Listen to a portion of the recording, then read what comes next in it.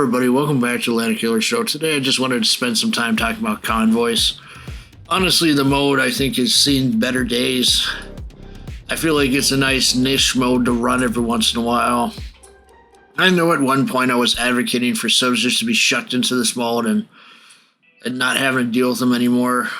But yeah, doesn't look like that's ever going to happen, honestly. Doesn't look like it's going to happen, you know. You do what you can.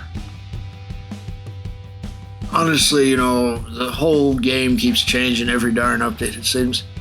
There's even some darn, what is it, some kind of random ruckus in the armory thing event going on. I noticed that too. Looks to be a little fairer compared to the other events, but yeah, it looks like you have to buy random bundles to get tokens to get darn bundles with tokens. They keep confusing people, honestly. I mean, there is some limited time packages in there, like $15 and $5, which gives you 65 tokens and 25 tokens respectively. I thought that was okay. I didn't see too much of a money grab out of that because you can choose the different tiers you get the stuff out of. Honestly, the money grab, like I said in the other video, is black. Black is the big money grab until that's over with. And then the next one's going to be Puerto Rico when that comes around. I imagine the missions are going to be hard. I don't imagine they're going to be easy like they have been for the past dockyards. I imagine it's going to be pretty hard. I haven't seen any details yet about 11.6 Puerto Rico dockyard, but I'm keeping my eyes peeled for 11.7 news for it, which means we're looking at probably an August to September launch of that dockyard is what I'm thinking at the moment, unless they surprise us and it's in 11.6, which would be July's update. I don't think they're going to put it in July's update though, because they got the economic change nonsense that they're pushing through, despite the fact that many players have spoken out against it. Said that it's a bad idea. Essentially, you're taking the current system, which is simple, which has the signals. You got all your bonuses from signals pretty much, and your experience, your camouflages come from one type of experience, right? And it affects all the experiences. Instead of it being one type of experience on the bonus, it's going to be all three, and it's just really making the game more complex. I think what we're looking at, what they're doing, is they're going to try to make everything seem more complex so that you don't understand the value of things. Now, while us older players are going to be barely miffed about this, the newer players coming in are going to have no idea how things were valuable before, and they're going to just spend money left and right to get these bonuses. And keep in mind, this also allows them to reset the value of cosmetics. So I suspect that they're going to reset the value of cosmetics to set it to whatever the hell they want, pretty much at this point. I expect more cash grab events like we're seeing with this Ruckus in the Army event, where they're going to do random bundles to try to get more money. I'm not surprised by this, actually, because they did have to move out of the studio in Russia. St. Petersburg, Russia, and then another one out of Kyiv, Ukraine. So it looks like they're moving to some studio in Warsaw, Poland. At the present, anyway, that's where it looks like they're setting up. One in Warsaw, Poland, another one in another country. Honestly, all this news is not surprising to me. I suspect we're going to have more and more monetization events ongoing. I'm going to tell you guys, keep your wallets closed if you don't think it's worth it, because I don't think the black event is worth it. The Ruckus in the Armory, maybe, for small items here and there, but I wouldn't sit there and waste all your money on it. Unless you get lucky like I did and you have a first container be a tier 9 container or whatever. I opened it and I only got the credits. I was thinking I was going to get Giuseppe Verde, but no. Instead I get credits, which was kind of annoying, to be honest. I was hoping I could just get Giuseppe Verde without having to sit there and go out of wallet for it. Honestly, I'm not going to waste my hard-earned cash on Giuseppe Verde. I already own Marco Polo. Why do I need a Marco Polo clone with worse Sigma and with standard AP and HE shields? It makes no sense to me. Now, if it had been the reverse, where Marco Polo had the worst Sigma and Giuseppe Verde had better Sigma, then perhaps I would have considered it. But honestly, it's not representative of the Italian battleship line, the Giuseppe Verde, not really. The Marco Polo is more representative of it. As for, the Convoys mode, I had a little bit of fun with it, honestly, but I still think that this mode needs some work. Something about the pacing just seems off to me. I feel like they need to put in the buffs from Arms Race into this mode to make it more spicy, to say the least. Like, have the buffs from Arms Race just randomly spawn all over the map. Make there be like a distraction so it's not so easy for people to just die, you know what I mean? I just see this tendency when I'm playing randoms these days. I either get swarmed by torpedoes or I get swarmed by aircraft carriers.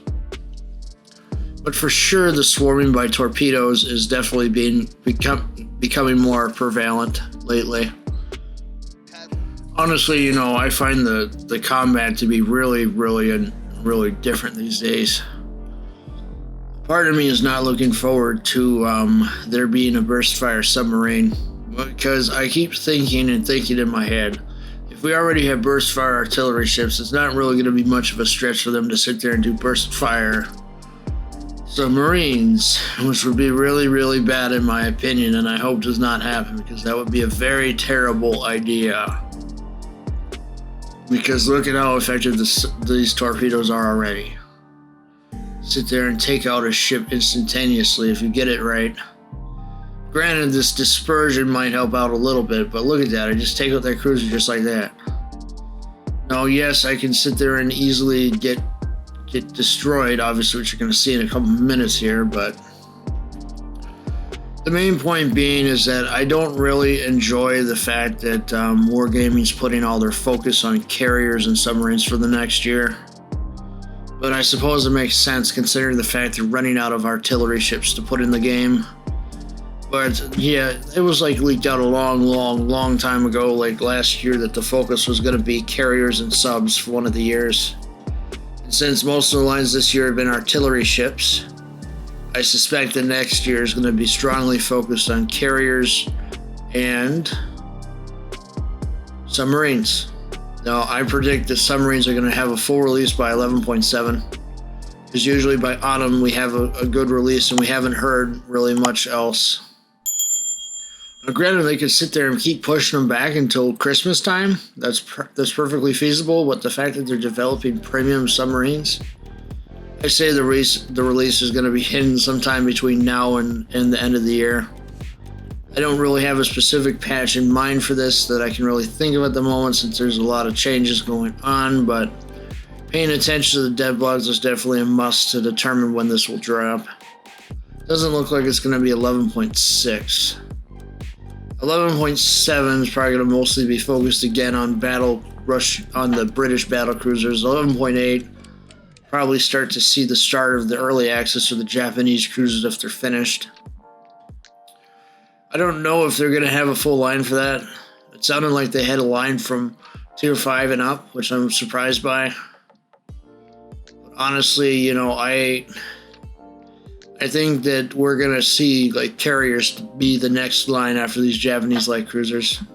So you're going to be carriers, or we're going to have full release of the submarines at this point. I don't really see much else really going on for the rest of this patch. You got your updated destroyer models and all that. You've got your convoy mode, which obviously I'm showing it here. Really, what only changed this time is that you're allowed to participate in like Tier 8, Tier 9, Tier 10. I haven't tried the lower tiers yet if you can get in with those, but yeah. And you can bring submarines into here, which is a game changer. You just sink ships left and right with them. Still, I find myself on the thought train that submarines should have their own separate mode. But Wargaming in their own stupidity is likely just going to throw them into randoms and not care like they already have. But yeah, the whole situation with submarines and super ships was an agonizing one for many months. And the announcement that super ships are coming into the game was sudden and unexpected. So I expect the same with submarines, honestly. The fact that they're testing out these dispersion mechanics, I have a feeling it might be 11.7, 11.8. That's what I'm going to bet on, is either it's going to drop in August or September for the submarines. Then people are going to be really PO'd about the the new economic system once all their pretty level 3 and level 4 bonuses run out. Then by then it'll be too late. It'll already be in the system. We'll already be having to deal with it. Honestly, you need to think about it this way. If there's a major change to the game economy, anything to do with experience credits, all that, it's usually money motivated. And they're going to be money motivated about this because you're not going to have the level 3 and level 4 bonuses available that often. And that's equivalent to our current system now. Instead, I predict we're going to just see a lot of level 1 and level 2 bonuses, which means like less experience being thrown around. Part of me is being like, should I sit here and grind a lot of lines or what? I've kind of restarted my grind on Venezia and the British heavy cruiser lines, because I just want to get some ships I can rely on without having to deal with stuff. And let's not forget, I still have Sejong just sitting in my port and Adratico sitting in my port, and I don't have the tier 10s of those lines yet. But I think I'm going to throw my focus behind getting the darn Venezia out of anything, because I think that Super Venezia is going to be something special when they get that in the game. I don't know if they're going to give it a 6 turret or if they're just going to give it burst fire, but either way, that's going to be a strong competitive ship, Super Venezia, whenever that drops. I don't know if there's any other super ships that are really coming right now. I haven't really seen anything too much. I think there was, what was it, Edgar and Patre were the only ones I saw recently. I keep thinking there's one more that they announced, but I just have to think what that was. Honestly, they keep just messing with stuff they don't need to mess with. There was a bunch of new ships announced. Oh yeah, that was right, Dalarna, the super small one essentially. Yep, additional turret and 2 types of torpedoes. And yep, Japanese submarine I-56 is coming. Oh boy. Yeah, I think that we should be paying a lot of attention to the dev blogs. Granted, I could talk about a lot of them, but a lot of them have already happened, to say the least. But we'll see what I can think of here on what I'm going to cover and what not cover. Because it's always a tricky thing. But honestly, I feel like the next video should be a ship review. This is what I'm leaning towards at the moment. But yeah, time is a big limiter because I'm kind of constrained between working full-time and doing the clan battles, of course. But I don't want to sit there and throw my team. I don't want to sit there and not be around for the clan battles. I do what I can for my clan, and I appreciate all of them. Really proud of those guys. They do a lot of work. We've gotten some good wins in the clan battles and Squall, so hopefully we'll get some more wins in the future here. If you're looking to be competitive in World Warships, you're looking to give a clan that's just got some experience in clan battles a boost, give us a shout. We'll add you in. Trying to look for some more experienced clan battle veterans that can help out the clan a lot more. People that will actually be a part of the clan that can run with us and not just mercs. But yeah, I know there's some lone wolves out there that'll probably be itching for the opportunity to merc with us sometime soon. Sometimes, you know, the mercs do well. Sometimes they just sit there and chat to the enemy team, and I'm just like, what? Now, granted, you know that people are always going to sit there and do that, but don't give away positions, obviously, because that's just silly. Downright stupid, honestly. But in conclusion, is Convoys really that different from before? Somewhat. I mean, you can get submarines in there and you get different tiers in there.